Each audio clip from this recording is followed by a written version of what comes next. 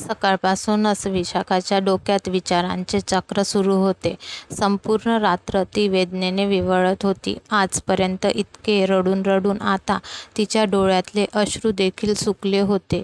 रात्री खूप उशिरा शरीराच्या आणि मनाच्या त्या जखमा पांघरून तिला झोप लागली. सकाळी जाग आली आणि पुन्हा या नरकात असल्याची जाणीव होताच ती घाबरले. दारावरची कडी उघडून तो कधीही आत येईल आणि एखाद्या जनावराला मारावे इतक्या क्रूरपणे पुन्हा मारहाण करेल. त्यास त्या प्रश्नाचा भडीमार सुरू होईल आणि पुन्हा सारे तेच ते आणि तेच ते. विशाखा आता या रोजच्या मरणाला कंटाळली होती. या त्रासातून आणि या जाचातून तिला आता कायमची सुटका करायची होती. यावर आत्महत्या हाच एक उपाय तिला दिसत होता. पण आत्महत्या केल्यावर या नराधमाचा आणि त्याच्या कुटुंबाचाच फायदा होणार हाही विचार तिच्या डोक्यात येत होता. इतक्यात दारावर कुणीतरी आल्याची चाहूल तिला लागली आणि तिचे संपूर्ण अंग थरथरले. धाडकन दरवाजावर लाथ मारून त्याने त्या खोलीत प्रवेश केला. काय ठरवलं आहेस? बोल लवकर. सांग, आणणार आहेस की नाही तुझ्या बापाकडून पैसे? बोल लवकर, नाहीतर आज तुझा कायमचा सोक्षमोक्ष लावतो. त्याचे आग ओकणारे शब्द तिच्या कानात गरम गरम लावा ओतल्यासारखे तिला वेदनादायक वाटत होते. पण तिने एकही शब्द काढला नाही तोंडातून. त्याच्या रागाचा पारा वाढतच होता. तो तोफेसारखा तिच्यावर शिव्यांचा मारा करीत होता आणि ती एखाद्या गतप्राण देहासारखी शांत. इतक्यात काही कळायच्या आत त्याने त्या खोलीत असलेला एक दांडा उचलला आणि तो तिच्या सर्वांगावर प्रहार करू लागला.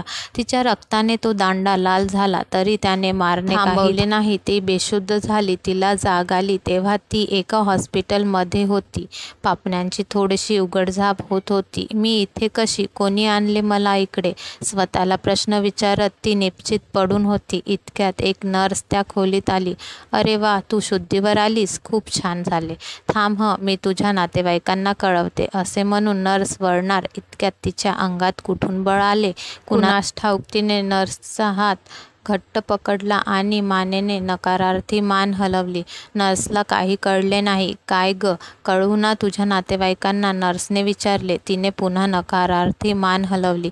नर्सने विचारले, काय ग, काय झाले? नको कळवू का? विशाखाने मान हलवली, पण यावेळी होकारार्थी. सिस्टर, मी इथे कशी आले? कोणी आणले मला? विशाखाने विचारले. एक तरुण मुलगा तुला इथे घेऊन आला, नर्सने सांगितले. तो मुलगा म्हणजे सुमित भाऊजी असतील असा अंदाज विशाखाने लावला. नर्सने तिला इंजेक्शन दिले आणि थोड्याच वेळात तिला झोप लागली. बऱ्याच वेळाने तिला जाग आली. वॉर्डमधून थोडा आवाज ऐकू येत होता. थोड्याच वेळात एक प्रसन्न व भारदस्त व्यक्तिमत्वाची स्त्री आणि तिच्यासोबत 10-12 जणांनी विशाखाच्या खोलीत प्रवेश केला. त्या महिलेने विशाखाच्या हातात मिठाई आणि साडी दिली. विशाखाच्या देखण्या रूपाकडे ती स्त्री एकटक पाहतच राहिली. चेहऱ्यावर इतक्या जखमा असूनही ती जर इतकी सुंदर दिसत आहे तर प्रत्यक्षात किती सुंदर असेल ही, असा विचार त्या महिलेच्या मनात आला. तिने विशाखाची चौकशी करण्यासाठी काही प्रश्न विचारले, पण विशाखा उत्तर देण्याच्या मनस्थितीत नव्हती. त्या स्त्रीने आपले कार्ड विशाखाच्या हातात दिले. त्यानंतर तिने नर्सला काहीतरी विचारले आणि ती स्त्री निघून गेली. दुसऱ्या दिवशी हॉस्पिटलमध्ये आला. वहिनी, का सहन करतेस तू हे सगळं? तुझ्यासारख्या प्रतिभावान मुलीच्या वाट्याला हे असले आयुष्य यावे यापेक्षा दुर्दैवी काय? मला खरंच खूप लाज वाटते की मी या अशा लोभी माणसांच्या कुटुंबात जन्माला आलो. त्या दिवशी मी वेळेवर आलो नसतो तर दादाने आणि माझ्या आईने तुला मारूनच टाकले असते. मी परदेशी गेल्याने त्यांना अधिक चांगली संधी मिळाली तुला छळण्याची. वहिनी, अजूनही वेळ गेलेली नाही. मुक्त कर स्वतःला या जाचातून. तुझ्या जागी दुसरी कोणी मुलगी असती तर ती केव्हाच सोडून गेली असती. माझा तुला पूर्ण पाठिंबा आहे. घटस्फोट मिळवण्यासाठी मी तुला मदत करेन. तुझे हे हाल मला बघवत नाही ग. तुझ्या या भावाची विनंती समज आणि हो खणखर. विशाखा फक्त ऐकत होती. तिच्या डोळ्यातून गळागळा वाहणाऱ्या अश्रूंनी सुमितचेही हृदय हेलावले. वहिनी, आता पुरे झालंय. आता मलाच काहीतरी करावे लागेल. इतक्यात नर्स त्या खोलीत आली. तिने सुमितला बाहेर बोलावले आणि काल हॉस्पिटलमध्ये आलेल्या त्या महिलेबद्दल सुमितला सांगितले. सुमित त्वरित विशाखाजवळ गेला. त्या बाईने दिलेले व्हिजिटिंग कार्ड घेतले आणि फोन केला. फोनवरील संभाषणानंतर सुमितचा चेहरा थोडा प्रफुल्लित झाला. 2 दिवस उलटून गेले तरी विशाखाची सासू आणि नवरा साधी विचारपूस करायला सुद्धा आले नव्हते. येणार तरी कशाला? त्यांना विशाखाकडून फक्त पैशाचीच अपेक्षा होती. बाकी कशाशीच त्यांचे देणेघेणे नव्हते. 2 दिवसांनी विशाखाला डिस्चार्ज मिळाला. निघताना विशाखाने त्या नर्सचे आभार मानले. या 4-5 दिवसात तिने अगदी आपल्या धाकट्या बहिणीसारखी तिची सेवा केली होती. दोघींमध्ये एक वेगळे नाते निर्माण झाले होते. सुमितने गाडी सुरू केली. विशाखा आपल्याच तंद्रीत शून्यात नजर लावून बसली होती. गाडी थांबली तेव्हा तिच्या लक्षात आले की आपण एका अनोळखी जागी आलो आहोत. एक प्रशस्त आलिशान बंगल्यासमोर ते उभे होते. सुमितने गेटवर उभ्या असलेल्या वॉचमनला सांगितले. त्याने फोन केला आणि बंगल्याच्या आत दोघांना सोडले. आत गेल्यावर त्यांचे छान आदरातिथ्य झाले.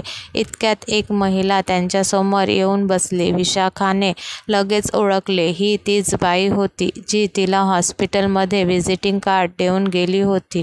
मग विशाखा राहणार ना माझ्यासोबत? ती बाई म्हणाली. क्षणभर विशाखाला काहीच कळेना. तिने सुमितकडे पाहिले. होय वहिनी, आजपासून तुला यांच्यासोबतच राहायचे आहेत.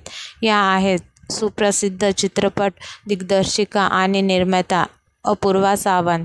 त्यांनी तुला हॉस्पिटलमध्ये पाहिले आणि आपल्या आगामी चित्रपटात प्रमुख भूमिकेसाठी निवडले. त्यांनी त्या दिवशी नर्सला याबाबत सर्व सांगितले. नर्सने मला सांगितले आणि मी यांना फोन केला. हीच ती सुवर्ण संधी आणि योग्य वेळ आहे तुझ्यासाठी सर्व प्रकारच्या जाचातून सुटण्याची आणि स्वतःचे अस्तित्व सिद्ध करण्याची. सुमित विशाखाला समजावत होता. मी अधूनमधून तुला भेटायला येईन. काळजी घे आणि बिनधास्त राहा इथे, असे म्हणून सुमितने विशाखाचा निरोप घेतला. निघताना दोघांच्याही डोळ्यांच्या कडा ओल्या झाल्या. अपूर्वा सावंत विशाखाला म्हणाल्या, विशाखा, घाबरू नकोस. इथे तुला हवं तसं वाग. बरं, मला तू काय म्हणशील? विशाखा म्हणाली. मॅडम नको ग, तू न मला अपूर्वाताई म्हण.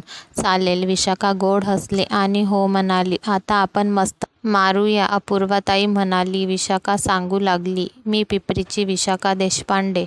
आईवडिलांची एकुलती एक मुलगी. मध्यमवर्गीय कुटुंबात अत्यंत लाडात वाढलेली. मी अभ्यासात आणि अभिनयात फारच अग्रेसर होते. अगदी लहान असल्यापासूनच मला नाटकात काम करण्याची भारी हौस. कॉलेजमध्ये असताना अशाच एका नाटकात माझी आणि अविनाशची ओळख झाली. ओळखीचे रूपांतर प्रेमात आणि मग लग्नात. सुरुवातीला नव्या नवलाईचे 9 दिवस फारच आनंदात गेले. अविनाश आणि त्याचे आईवडील माझ्यावर खूप प्रेम करत होते. सुमितच्या रूपाने तर मला एक भाऊच मिळाला. पण वर्षभरात अविनाशने माझ्या आईवडिलांकडे हुंड्यासाठी तगादा लावला. माझ्या आईवडिलांनी देखील सुरुवातीला त्याचे सगळं हट्ट पुरवले, पण त्याची हाव दिवसेंदिवस वाढतच गेली. माझ्या आईवडिलांचे एकमेव आधार असलेले त्यांचे राहते घर देखील तो विकायला सांगत होता आणि मी विरोध करायला सुरुवात केल्यावर मला मारझोड करू लागला.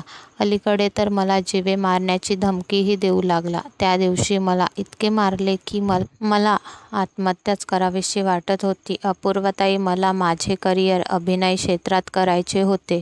आपल्याला आपल्या आवडत्या क्षेत्राची आवड असलेला मुलगाच जीवनाचा साथीदार म्हणून लाभला म्हणून मी खूप भाग्यवान समजत होते स्वतःला. पण सर्व उलटेच झाले. मी याच्याशी लग्न का केले असा विचार करण्याची वेळ अविनाशने माझ्यावर आणली.